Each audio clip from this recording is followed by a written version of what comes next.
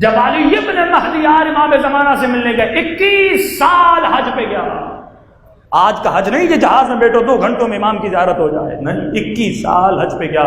6 مہینے جس زمانے میں پیدل چلنا پڑتا تھا، بندہ سفر پہ جاتا تھا، مر جاتا تھا، گھر میں وصیت نامہ آتا تھا، جنازہ نہیں آتا تھا، تڑپ امام کی تڑپ میں روتا تھا.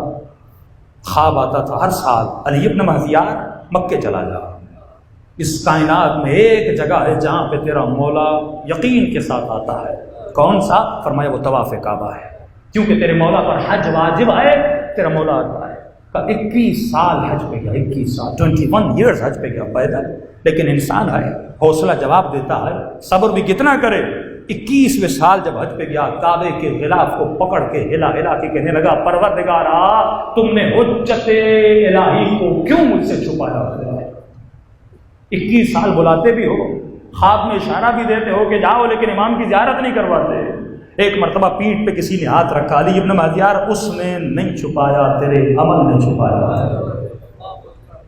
جیسے مڑا، واقعہ لمبا ہے، پانی آیا، بیچ میں بہت سارے واقعات ہوئے. بالآخر کہ میں ایک صحرا میں پہنچا، اس صحرا میں خیمہ لگا تھا جس کے اندر سے سبز نور نکل رہا تھا.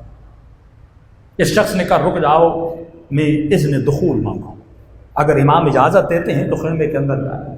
علی ابن مہدیار کہتا ہے 21 سال کا صبر ایک طرف اور 10 منٹ کا انتظار ہے کہ امام کہیں منع نہ کر دیں. اتنا سفر طے کر کے اب بالکل امام کے قریب ہوں کہ ایسا نہ ہو کہ میرے وقت کا مولا کہے میں تجھ سے ملنا نہیں چاہتا. کہ جیسے دروازے پہ کھڑا ہوا وہ شخص آیا، چہرے پہ مسکراہٹ، علی ابن مہدیار کی اجازت مل چکی. کہ جیسے اذن ملا میں خیمے کے دروازے کی طرف بڑھا. خیمہ زمین پہ تھا، زمین پہ ریتی تھی، کوئی قالیچہ کچھ کپڑا نہیں تھا، لیکن اسی ریتی پر تکیے پڑے ہوئے تھے. جیسے دروازے پہ پہنچا وہاں پہ ایک تکیہ تھا اور میرے 2-2.5 فیٹ کے فاصلے پر ایک باریک سا پردہ تھا، جس پردے کے پیچھے میرا مولا بیٹھا ہوا تھا. امام کے نورانی چہرے کو دیکھ رہا تھا. امام نے ہاتھ سے اشارہ کیا، قریب ابن مہدیار یہیں پہ بیٹھ جا. میں وہیں پہ بیٹھ گیا اور بڑی حسرت سے اپنے امام کے چہرے کو دیکھنے لگا. اتنے میں مولا مسکرائے اور مجھے پہلا جملہ کہا، علی ابن مہدیار 21 سال سے تیرا انتظار کر رہا ہوں، 21 سال سے تیرا انتظار کر رہا ہوں، کیوں نہیں آتا تھا مجھ سے ملنے؟ علی ابن مہدیار کا مولا 21 سال تو میں آ رہا ہوں اور آپ اوپر مجھے بلیم کر رہے ہیں کہ میں انتظار کر رہا تھا. مولا واللہ اگر مجھے آپ کی ایڈریس کا پتہ ہوتا، جگہ کا پتہ ہوتا، میں خود دوڑتا آپ کے پاس آتا. امام فرماتے علی ابن مہدیار جانتے ہو کہ کیوں میری زیارت سے محروم تھے؟ کہ مولا نہیں تھا، تم میں اور ہمارے پاس شیعوں میں یہ 2 صفات ہیں جن کی وجہ سے تم لوگ میری زیارت سے محروم ہو. کہ مولا وہ کون سی صفات ہے؟ فرمایا پہلی صفت یہ ہے کہ تمہارے دلوں میں دنیا کی محبت بہت زیادہ ہے. تم صبح سے شام اپنی دنیا میں اتنے مشغول رہتے ہو کہ 10 منٹ بھی اپنے مولا کے لیے نہیں نکال سکتے. جتنی فکر اور مفکرہ تمہاری دنیا میں مشغول ہے اور دنیا جمع کرنے میں مشغول ہے، اتنا تمہیں اپنے دین کی پرواہ نہیں ہے، آخرت کی پرواہ نہیں ہے. دوسری صفت یہ ہے کہ تم آپس میں لڑتے بہت، تمہارے اندر اختلافات بہت ہیں. علی ابن مہدیار نے کہا کہ مولا میں نے تو کب کا دنیا کو چھوڑ دیا، میں تو دن رات آپ کو یاد کرتا رہتا تھا. آپ مجھے کیسے کہہ سکتے ہیں کہ میں دنیا کے پیچھے تھا؟ کہاں تم سچ کہہ رہے ہو. مولا میرا کسی سے اختلاف نہیں ہے، میں کسی مومن سے نہیں لڑا. امام نے فرمایا ایک سے اختلاف تھا.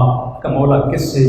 کہ 21 سال سے اپنی سگی بہن سے ناراض تھا، 21 سال سے اپنی بہن سے ملنے نہیں جاتا تھا.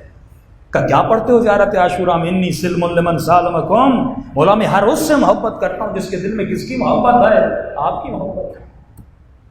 کہ پھر محبت کا معیار تیری ذات ہے یا میری ذات ہے؟